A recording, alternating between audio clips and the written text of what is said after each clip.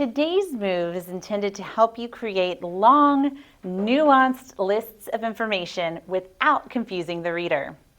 Today's move is the listing semicolon. Let's take a look at some listing semicolons in this sentence by Tracy Kidder, writing about Dr. Paul Farmer for the New York Times.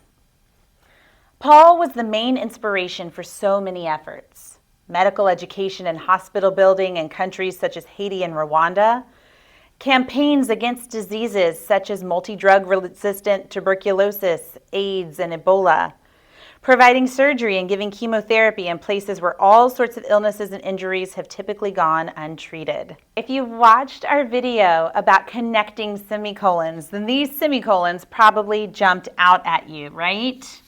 You see two of them in this piece, but they're not doing the job of connecting. They're not connecting complete ideas together.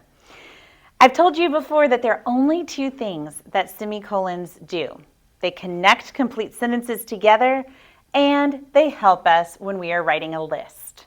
Now, when you were in first grade, one of the very first comma rules you ever learned was that commas go in a list. They separate items in a list. But what happens when that list gets really long, particularly when the items in the list are really long? It gets confusing for the reader if they're just commas. It gets hard for the reader to kind of process all of that information. And after all, the reason we use grammar and punctuation and conventions of usage is for the sake of the reader. It's so someone else has an easy time understanding our writing and thus can hear and understand our big ideas. So let's look at what Tracy Kidder is doing here. She is trying to talk about the many efforts of Dr. Paul Farmer. But the items in this list, and there are only 3 items in the list, but they are long: medical education and hospital building in countries such as Haiti and Rwanda. That's effort number 1. Campaigns against diseases such as multi-drug resistant tuberculosis, AIDS, and Ebola. That's effort number 2. Providing surgery and giving chemotherapy in places where all sorts of illnesses and injuries have typically gone untreated is effort number 3. They're really long, and in fact, they already have commas in them. See how after tuberculosis, we have a list inside a list: tuberculosis, AIDS, and Ebola.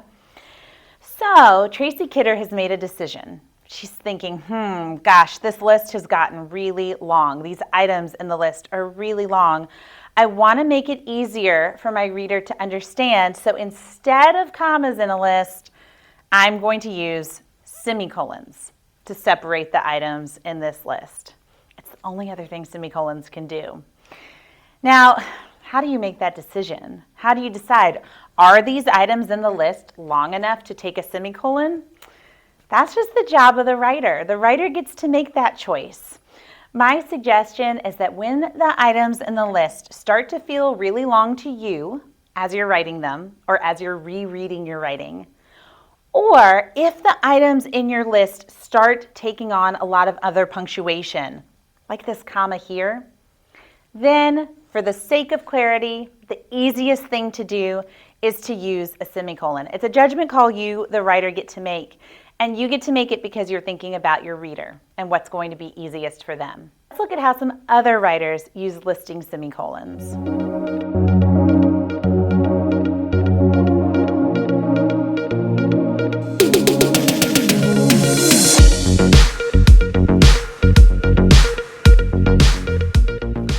So in your writing, are there any places where lists have gotten unwieldy, where they've just gotten really, really long and maybe a little bit complicated, and you just think that for the sake of the reader, a bigger, bolder, stronger punctuation mark like a semicolon would be better than a comma?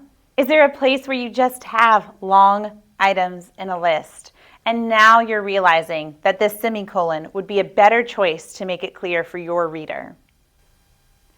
Thanks for watching. Please subscribe so you don't miss any mini moves for writers.